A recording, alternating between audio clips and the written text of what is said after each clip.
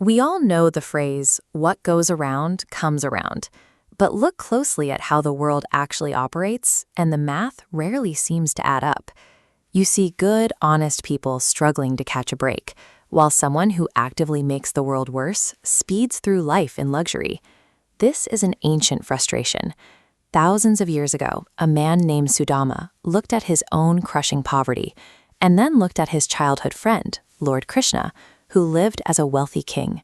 Sudama asked the exact same question we ask today. How can two people start at the same point and end up worlds apart? We can call this the karma paradox. It is the overwhelming feeling that the universe's accounting system is broken and that the scales of justice are rigged. Without a mechanism to explain this imbalance, it's easy to assume the universe is just chaotic. If there is no logic behind who suffers and who succeeds, then life starts to look like a series of random accidents with no ultimate meaning. But the flaw isn't in the universal law. The flaw is in our sample size. We are trying to judge an entire movie by watching a single 1-second clip. If you only look at this tiny, glowing sliver of a single human lifespan, the system looks entirely unfair. To see the actual math, we have to pull back. When we strip away the abstract philosophy, karma is simply a rigid, multi-lifetime accounting system. It is a strict law of cause and effect. The first level of this system is instant. You feel thirsty, you drink a glass of water, and your thirst is gone. The action and the result are settled on the spot. The books are balanced immediately. But most significant human actions do not have an immediate payoff. The effort you put in today might not yield a result for years. And in a universal system, those unresolved actions don't evaporate. They create a massive cosmic backlog.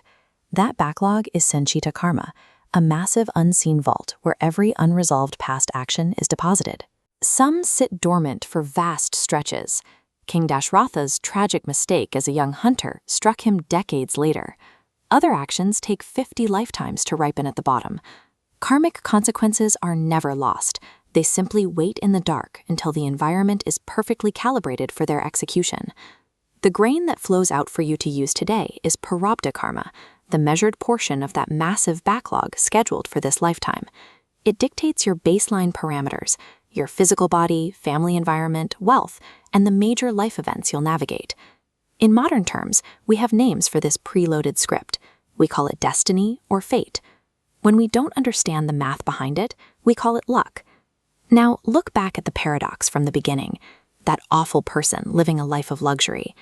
Under this mechanic, they are not being rewarded for their current behavior. They are simply cashing in a winning ticket, a payout of ripe prarabdha karma earned from actions in a past life. But here's the flip side.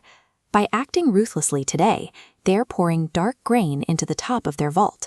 They're building a future destiny that is waiting for them the moment their current winnings run out. The universal books balance perfectly. If your family, your wealth, and your major life events are scripted by that vault, it raises a difficult question. Are we just puppets? Do we actually have any control? The answer is that human agency and cosmic destiny work together as two parallel forces. Alongside your destiny is purushartha, your free will. It works like a game of cards. Destiny dictates the exact hand you are given when you sit at the table. You cannot change those cards.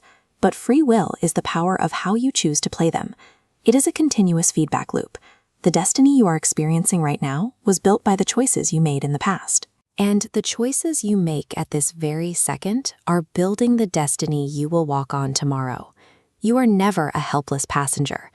Through your active choices, you are the one drawing the blueprints for your long-term reality. So, what is the end game? Is the purpose of human existence to just rack up enough points so you get a slightly better hand of cards in the next round? According to the philosophy, the goal is to step away from the card table entirely. This is moksha, the transcendence of the accounting system and an escape from the cycle of birth and death. To achieve that, you follow 3 steps. First, you stop adding new grain to the vault. You do this by acting selflessly, working without being attached to the results. Second, you allow your currently allotted destiny to run out. You accept both the good and the bad that comes your way with evenness of mind. And third, you clear the remaining backlog in the vault. You dissolve the remaining grain using the fire of knowledge, a realization that your true self is separate from the mind and the vault entirely. This doesn't mean you stop acting. It is about changing the motivation behind what you do. When you act without selfishness, the action ceases to create new binding karma. This brings the entire cosmic system back to you, right now. The universe operates with accountability, and because the result of each choice eventually returns to its source, your current intentions carry more weight than you might realize.